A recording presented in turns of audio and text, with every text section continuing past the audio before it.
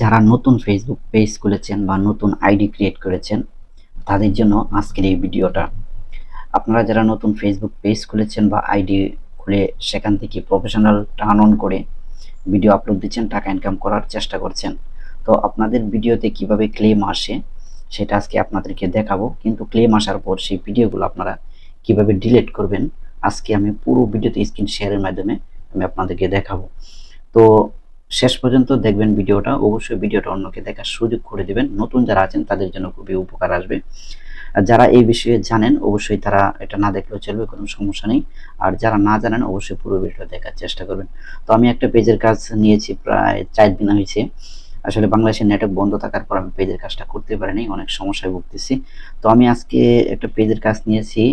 এই আপুটার বাড়ি হচ্ছে নাটোর, অনেক দূরে বাংলাদেশের ভিতরে নাটোর। আপু ওই পেজের সবকিছু তথ্য ডকুমেন্ট আমাকে দিয়েছে, আপুর পেজের কাজটা আমি নিয়ে নিয়েছি।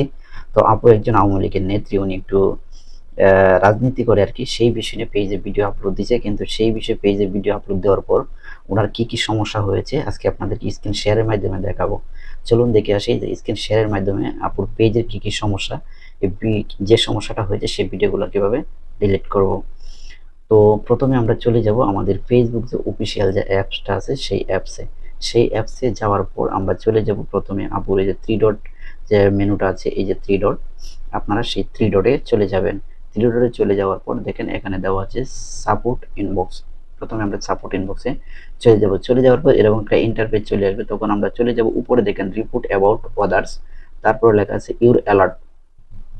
রিপোর্ট অ্যাবাউট আদার্স এটা হচ্ছে যে আপনাকে যদি কেউ রিপোর্ট দেয় তাহলে এখানে ট্যাপ করলে কিন্তু দেখা যাবে এই যে আপনার একটা রিপোর্ট চলে আসছে। এটার জন্য ফেসবুক থেকে এটা হাইড করে দিয়েছে। তো এটা কি করতে হবে, এটা আপনি ইচ্ছা করলে ডিলিট করতে পারবেন না। এটার জন্য ফেসবুকে আবেদন করতে হবে এবং 365 দিন আপনাকে অপেক্ষা করতে হবে। আমি একটু ব্রেকে গিয়ে দেখি যে ইউর অ্যালার্টে কি আছে। দেখেন ইউর অ্যালার্টে এই যে দেখেন আপুর যে ভিডিওগুলো আপলোড দিয়েছিল প্রত্যেকটা ভিডিওতে কিন্তু ক্লেম আসছে। ওনার ভিডিওটা প্রায় 63, 60-এর উপরে 3টা ভিডিও ওনার ভিডিওতে ক্লেম আসছে। তো এই ভিডিওগুলো ডিলিট করতে নিম্নপক্ষে আমার 5 থেকে 6 ঘন্টা সময় লাগবে, শুধু খালি এই ভিডিওগুলো ডিলিট করতে। কিছু কিছু ভিডিও আছে সেখান থেকে ডিলিট করা যাবে না, যেটি ডিলিট করা না যাবে ফেসবুক হাইড করে দেয়, সেটির জন্য আবেদন করতে হবে এবং কি 365 দিন অপেক্ষা করতে হবে। এখন কথা হচ্ছে এগুলা ক্লেম আসলে ভিডিওতে কোনো কি সমস্যা, এগুলা ক্লেম আসলে ভিডিওতে আপনার দেখেন এগুলা ক্লেম যখন আপনার ভিডিওতে আসবে তখন আপনার পেজের এঙ্গেজমেন্ট, রিচ সবকিছু ফলোয়ার আসবে না। মানে আপনি যে ভিডিওগুলো আপলোড দিবেন পরবর্তীতে এই ভিডিওগুলো কিন্তু অন্য কোনো ফলোয়ারের সামনে ফেসবুক নিয়ে যাবে না, সাজেস্ট করে নিয়ে যাবে না। আপনি যতদিন পর্যন্ত এই ক্লেমগুলো আপনার মোবাইলে বা পেজে থাকবে তখন কিন্তু আপনার পেজের রিচ দিন দিন ডাউন হবে। তো আশা করি বুঝতে পেরেছেন। তাহলে এগুলো কিভাবে ডিলিট করবেন আমি প্র্যাকটিক্যালি একটা দেখাচ্ছি, সবগুলো তো দেখাইতে অনেক সময় লাগবে। তো প্রথমে আপনারা যে দেখুন উপরে আমি যে কোনো একটা ভিডিও নিচে একটা ট্যাপ করলাম, ট্যাপ করার পর এরকম একটা ইন্টারফেস চলে আসবে। তো এরকম একটা ইন্টারফেস চলে আসার পর আপু কিন্তু সবগুলো ভিডিও ডাউনলোড করে এখানে আপলোড দিয়েছে, নিজের একটা ভিডিও নেই, সবগুলো ডাউনলোড করে সব রাজনীতির ভিডিওগুলো এখানে দিয়েছিল। এখন আমরা কি করে যাব, নিচে লেখা আছে শেড ডিটেলস, এখানে যাব, এখানে যাওয়ার পর কন্টিনিউ যাব, কন্টিনিউ যাওয়ার পর আবার কন্টিনিউ যাব, কন্টিনিউ যাওয়ার পর আবার কন্টিনিউ যেতে হবে। তারপর দেখেন এখানে লেখা আছে আপনি যদি চান যে ভিডিওগুলো রাখতে পারবেন, অনেকগুলো সিস্টেম আছে এখানে। এখন আপনি আমার মতে এইগুলা ভিডিও না রাখাটাই সবচেয়ে বেটার। আপনাকে কি করতে হবে, আপনাকে নিচে দেখেন লেখা আছে যে আমি দেখাচ্ছি আপনাদেরকে, এই যে নিচে সে ড্যাশবোর্ডে যাওয়ার পর কন্টিনিউ যাওয়ার পর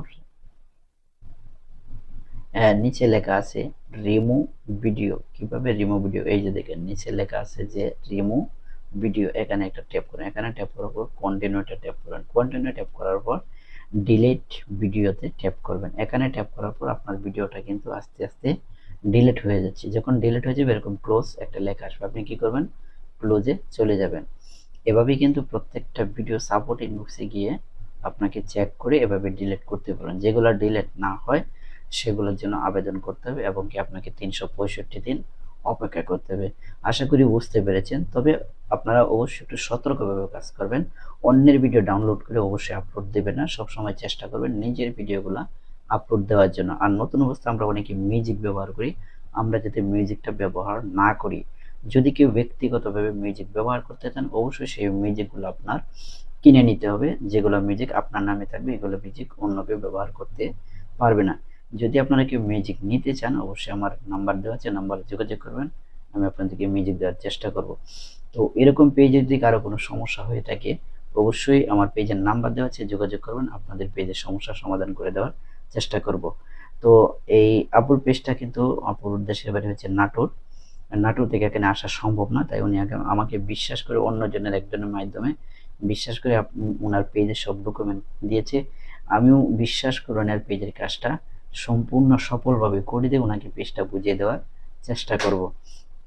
এরকম অনেক পেজের কাজ করে দিয়েছি, যারা প্রবাসে থেকে তাদের পেজের কাজগুলো কিন্তু আমি এভাবেই করি, বিশ্বাস করে আমাকে অনেকে দিয়ে দেয়। আসলে এটা যে কাউকে পেজের অ্যাডমিন কিন্তু দেওয়া খুবই কঠিন কাজ, যে কাউকে কিন্তু অ্যাডমিনটা দেওয়া যায় না। হ্যাঁ, তো যাই হোক আমার ভিডিওটা অন্যকে দেখার সুযোগ করে দিবেন। আমার ভিডিও বুঝতে যদি আপনাদের কোনো সমস্যা অবশ্যই ভিডিও নিচে কমেন্ট করবেন। তো দেখা হবে পরবর্তীতে অন্য কোনো টপিক ভিডিও নিয়ে, যাদের ভিডিওগুলো আপনাদের দেখলে অনেক উপকারে আসবে। সে পর্যন্ত সবাই ভালো থাকবেন, সুস্থ থাকবেন। আল্লাহ হাফেজ।